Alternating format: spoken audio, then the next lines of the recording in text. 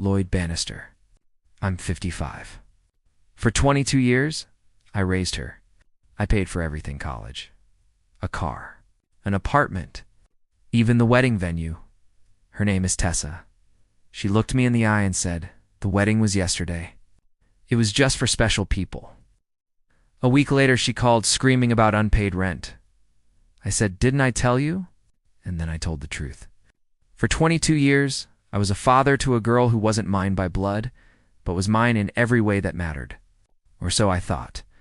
I own a chain of laundromats and dry cleaners. 4 locations across the metro.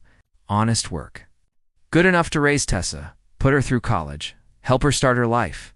Everything changed on a Tuesday morning. I stopped by her apartment to drop off things she'd left at my place. Wedding planning materials, seating charts, vendor contracts, fabric samples. She'd been using my dining table as her command center for months. I knocked. She opened the door in pajamas, phone in hand, moving boxes behind her. She hadn't mentioned moving. "Hey, Dad," she said, not meeting my eyes. "Thanks for bringing that stuff." "No problem, sweetheart," I said. "By the way, what's the final date for the wedding? I want to make sure I don't schedule anything that weekend." She glanced at her phone, then at me. Something flickered across her face. Not guilt. Not exactly. More like inconvenience. "Oh," she said, casual. "That was yesterday." We kept it really small. "City Hall? Then dinner." I repeated the word. "Yesterday?" She nodded and started to turn away. "Yeah, just for special people." Us special people.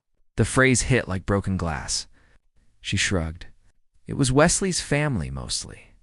And Mom, we didn't want it to be a whole thing. The woman who left when Tessa was 6.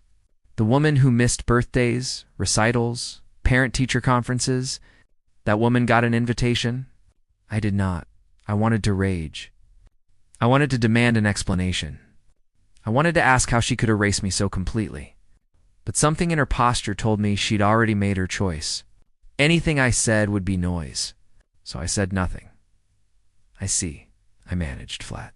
Her phone buzzed, and the moment evaporated. "I've got to take this," she said, stepping back. "Thanks again for bringing this stuff, Dad." The door closed. Not slammed. Just closed, like I was a delivery driver who'd completed a task. I walked back to my truck and sat there a long time. I didn't cry. I didn't punch the steering wheel. I stared at the dashboard and felt something fundamental shift inside me. 22 years of being a father, and I hadn't even known my daughter got married. That evening, I opened my laptop and pulled up the folder where I kept her financial records. Rent payments, tuition installments, insurance premiums, car payments, the wedding deposit I'd paid last month, $3,000 for a wedding. I wasn't invited to attend. I stared at the numbers, then opened a new document and titled it Account Closure Plan. If I wasn't special enough to witness her wedding, maybe I wasn't special enough to keep funding her life. It was time for her to learn what special meant to her. It was time for her to stand on her own 2 feet. The next morning, I didn't call. I didn't text. For the first time in 22 years, I let silence fill the space between us. I worked like normal. I checked on the laundromats. I reviewed the books. I handled vendor calls. But between tasks, I kept pulling up that spreadsheet. The numbers stacked up. Rent on her downtown apartment, $1,400 a month. Car payment, $350. Insurance, $200. Student loans, $32,000 paid off last year. Phone bill. Streaming. Design software subscription. Gym membership. Grocery delivery. Autopay set up years ago when it felt good to support her. My business partner, Kenneth, noticed I was distracted. We were in the back office going over projections. "You all right, Lloyd?" He asked. "Tessa got married," I said, flat. "When's the reception?" He asked, then stopped when he saw me. "You're not invited." "No," I said. "She said it was just for special people." He looked at the spreadsheet when I turned it toward him. "What are you going to do?" "I'm going to stop," I said. "All of it, today." That afternoon, I began severing the financial threads. I called my insurance broker and remove Tessa from my business health plan. Effective immediately. I logged into the bank and canceled the automatic rent transfer scheduled for next week. I stopped the car payment authorization. I pulled her from my phone plan. One by one, I cut the ties. My finger hovered over the final button, the joint credit card I'd given her. About $1,500 on it. I clicked. Done. I felt nothing. No satisfaction. No anger. Just a cold, mechanical certainty that I was doing the right thing.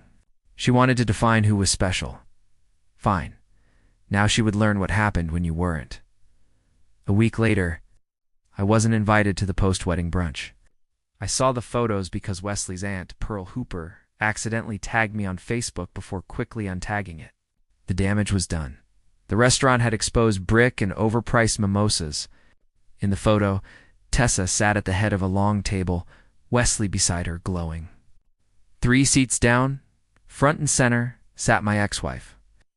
Francine hair, styled, nails done, wearing an expensive dress, playing the role of mother of the bride. I zoomed in. The caption read, "To family who always believed in us." I set the phone down and went to my home office. I pulled out the metal lockbox where I kept 2 decades of memories, report cards, recital programs, adoption papers, photos. Near the bottom, a construction paper card, 8 years old. Best dad in the world, written in crayon with hearts. I stared at it for a long time, then filed everything back like evidence in a case already decided. Kenneth texted. "Saw the brunch photos? You holding up okay?" I typed, "Fine, just finalizing some things." What I was finalizing was the last piece. I'd been holding back a window for Tessa to reach out, to apologize, to acknowledge what she'd done. She hadn't. I logged into the property management portal. I had co-signed her lease 2 years earlier. I drafted an email to the landlord withdrawing as co-signer, effective immediately. They'd need Wesley to replace me, or Tessa would have to find a new place. Then I called Linda, my real estate agent. "How much notice do I need if I don't renew the leases?" I asked, pretending to explore a relocation. 2 of the properties had 90-day terms. The third was month to month. When those leases came up in 3 months, I'd make my decision based on how Tessa handled the next few weeks. It took 5 days for her to notice. 5 days of silence. Then my phone rang while I was restocking change machines. I let it ring twice, then answered, "Lloyd Bannister." "Dad," she said, stressed. "I've been trying to reach you." My rent payment bounced. The landlord sent a harsh email. "Did something happen with the transfer?" "No transfer happened," I said calmly. "I stopped making them." There was a silence, then panic. "You stopped?" "Yes. I'm no longer paying your rent." "Why, Dad?" "I don't understand." "Did I do something? You didn't tell me you were getting married? You didn't invite me? You said it was just for special people? I've decided to align my financial commitments with the relationship we actually have. Not the one I thought we had. I'll pay you back," she said. She had said that for years and never followed through. I closed the change machine and locked it. "No," I said. "I can't. Can't or won't. Both." She cried and accused me of being petty. "This isn't about a wedding," she said. "This is about 22 years of being your father and finding out it didn't mean anything." I replied. The calls kept coming. 10 days in, she called again. "Rent overdue. Tuition overdue. Please, Dad, help us this once. Wesley's commission hasn't come through." "That sounds difficult," I said. "Who else is there to help you?" "You have a husband now. You have your mother. One of them can help. You chose them when you chose who was special. Now you face the consequences." She hung up. I sat in a diner booth with my coffee going cold and felt a quiet finality settle in. The bridge was burning. I had struck the match. Pearl noticed the omissions at the brunch. At 63, a paralegal, she had an eye for detail. She started to investigate. She found old posts and albums on Facebook, an album titled "My Hero" from years ago. Photos of Tessa with a man Pearl hadn't seen at the brunch. A man named Lloyd Bannister.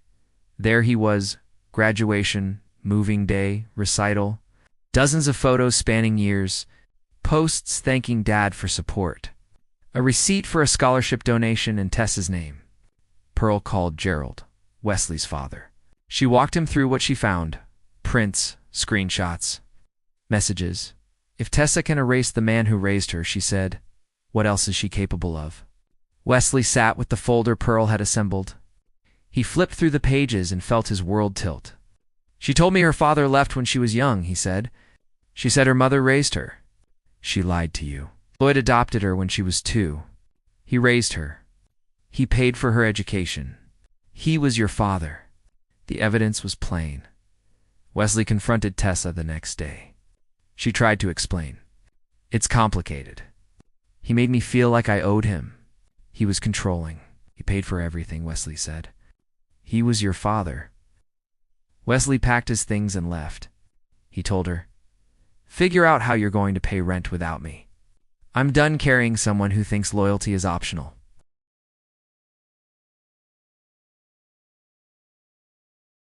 Three weeks later, an envelope arrived with no return address. Inside were 2 documents: a notice of annulment proceedings from Wesley's attorney, on grounds of fraudulent misrepresentation, and a demand letter from my lawyer. Guests who gave wedding gifts had been contacted. 14 people were informed that gifts were given under false pretenses. 7 wanted their gifts back. Total value, $4,200. Tessa called her mother. Did you get a letter from a lawyer? She asked. Her mother hung up. I'm not getting sued because you burned bridges with your cash cow, she said. Her life unraveled. University enrollment suspended. Eviction papers filed. Credit cards maxed. Wedding gifts recalled. She sat in her empty apartment with $400 to her name. She searched me on Facebook and found my business page.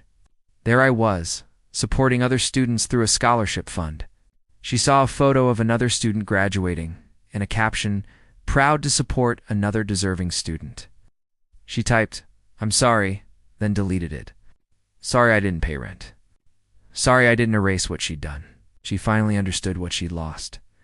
Months later, I stood at a new laundromat site, watching contractors finish the signage. Kenneth walked up. Heard anything from Tessa? He asked. Not in months, I said. Last I heard, she moved back in with Francine. Wesley's annulment went through. He remarried. My phone buzzed. A text from Sarah, a nursing student I'd been mentoring through the scholarship fund. Mr. Bannister, just got my first paycheck. Taking you to lunch to celebrate. I smiled. Sarah reminded me of who I thought Tessa could be: grateful, hardworking, genuine. Over the past 8 months, I'd gotten to know her and other scholarship recipients. They weren't replacements for Tessa, but they gave me something I'd been missing: purpose without pain. You did the right thing, Kenneth said. It doesn't always feel right, but sometimes it's necessary. That evening, I went home, opened the lockbox, and sat with those old photos again. 22 years of memories. I thought about throwing them away. I never could quite do it. Maybe someday I would. Or maybe I'd keep the box as a reminder not of what I lost, but of what I learned. Love without respect is exploitation.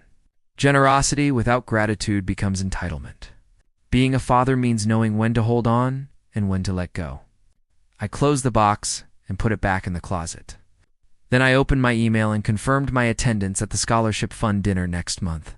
20 students this year. 20 kids who understood the value of what they were being given. Life moved forward. So did I.